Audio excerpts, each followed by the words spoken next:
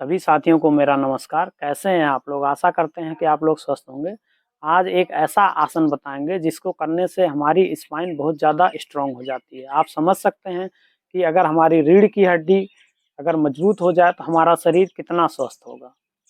भुजंग आसन, इसको cobra pose इसलिए कहा जाता है कि इसको करने से कोबरा सांप की रीढ़ की हड्डी जैसे फ्लेक्सिबल होती है, उसी तरीके से इसको करने से हमारी भी रीढ़ की हड्डी फ्लेक्सिबल हो जाती है। तो चलिए शुरू करते हैं। भुजंग आसन करने के लिए सबसे पहले हम उल्टा लेट जाएंगे। योग करने का एक क्रम होता है। सबसे पहले खड़े होकर आसन करते हैं, उसके बाद बैठ के आसन करते हैं, फिर उल्टा लेट के आसन करते हैं।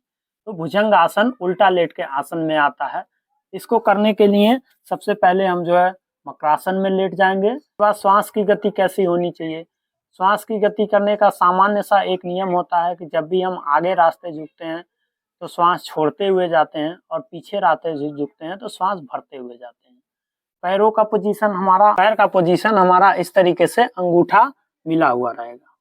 इसको करने के 4 अभ्यास होते हैं, चारों बताएंगे। तो सबसे पहला अभ्यास बिगिनर के लिए, जो लोग कभी भुजंग आसन नहीं किए हैं तो वो पहले अभ्यास से शुरू करेंगे और फिर अपने शरीर की सामर्थ्य के अनुसार धीरे धीरे स्टेप बढ़ाएंगे।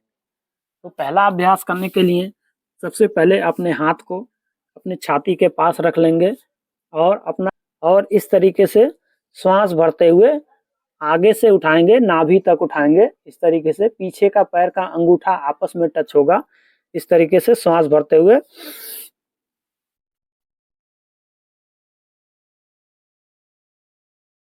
पहले अभ्यास में इतना ही उठाएंगे। बस इसमें ध्यान ये देना है कि हमारा कोहनी पार्श्व भाग से टच होना चाहिए और 30 सेकंड तक इस पोजीशन में रुकेंगे।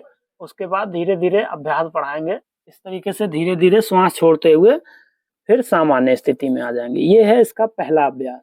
दूसरा अभ्यास इसका इस तरीके से पहले दाहिना रख लेंगे, उसके बाद बायां रख लेंगे और श्वास भरते हुए नाभि तक उठाएंगे। इस तरीके श्वास छोड़ते हुए नीचे, श्वास भरते हुए ऊपर, नाभि तक उठाएंगे, गर्दन ऊपर। अब एक स्थिति में आने के बाद श्वास की गति नॉर्मल कर देंगे। किसी भी आसन में एक स्थिति में आने के बाद श्वास की गति नॉर्मल कर देते हैं। उसके बाद धीरे धीरे सामान्य पोजीशन में आ जाएंगे। ये है इसका दूसरा अभ्यास। तीसरे अभ्यास में सब कुछ वही रहेगा, बस थोड़ा ज्यादा उठाएंगे। इस तरीके से हाथ का पोजीशन यहाँ रहेगा, पार्श्व भाग से सटा हुआ। उसके बाद श्वास भरते हुए उठाएंगे। इस तरीके से हाथ को सीधा कर लेंगे। हमारे शरीर का लोड सिर्फ पैर पे और हाथ पे रहेगा, बीच का पूरा हिस्सा उठा हुआ रहेगा। इसको कोबरा पोज इसीलिए कहा जाता है कि हमारा शरीर जैसे कोबरा का फन होता है उसी पोजीशन में धीरे धीरे आ जाता है। इस तरीके से हमारे रीढ़ की हड्डी में देखिए कितना खिंचाव हो रहा है पूरा, जिससे हमारी रीढ़ की हड्डी पूरी बिल्कुल मजबूत हो जाती है। इस तरीके से हम शुरू में 30 सेकंड रुकेंगे। उसके बाद धीरे धीरे जब प्रैक्टिस में आ जाए तो अपना 1 मिनट 2 मिनट भी कर सकते हैं। इस तरीके से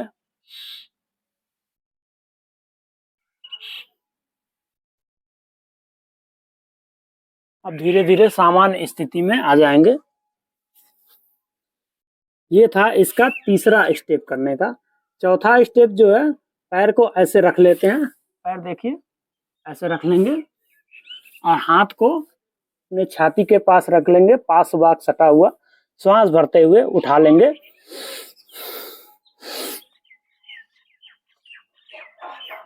एक स्थिति में आने के बाद श्वास की गति नॉर्मल कर देंगे। ये है इसका चौथा अभ्यास, लेकिन ये कठिन अभ्यास है। आप सबसे पहले पहला अभ्यास करें, दूसरा अभ्यास करें, अपने शरीर के हिसाब से ही अभ्यास करें। इस तरीके से पीछे से पैर सटा रहेगा, शरीर का वजन सिर्फ हाथ पे और पैर पे रहेगा। धीरे धीरे सामान्य स्थिति में आ जाएंगे। श्वास की गति नॉर्मल कर देंगे। ये आसन किन लोगों को नहीं करना चाहिए, तो जिनको हर्निया की समस्या है, अल्सर की समस्या है, गर्भवती महिलाओं को, जिनके पेट का हाल ही में ऑपरेशन हुआ है, कम से कम 3 महीने तक ये आसन ना करें। इस आसन को करने से हमारी रीढ़ की हड्डी के लिए बहुत अच्छा आसन है। जिन लोगों के रीढ़ की हड्डी में दर्द रहता है, वो लोग इस आसन को धीरे-धीरे अभ्यास में ले आएँ। बहुत अच्छा पहले 10 सेकंड कराएँ, उसके बाद धीरे-धीरे बढ़ाएँ, तो रीढ़ की हड्डी के लिए सबसे अच्छा आसन है। पाचन शक्ति के लिए भी अभी देखिए हम ऐसे कर रहे हैं, ऐसे श्वास भरते हुए नाभि तक उठा रहे हैं, तो हमारे पेट के पास पूरा खिंचाव हो रहा है, जिससे हमारी पाचन शक्ति, पेट की चर्बी भी इससे धीरे-धीरे कम हो जाती है। जिनको कब्ज़ की समस्या रहती है, वो लोग ये आसन धीरे-धीरे प्रैक्टिस में ले आते हैं, तो कब्ज़ की समस्या धीरे-धीरे खत्म हो जाती है। अगर आप चैनल पे नए हैं तो चैनल को सब्सक्राइब करें। इस आसन को करने से आपका तन और मन दोनों स्वस्थ रहता है। धन्यवाद, नमस्कार।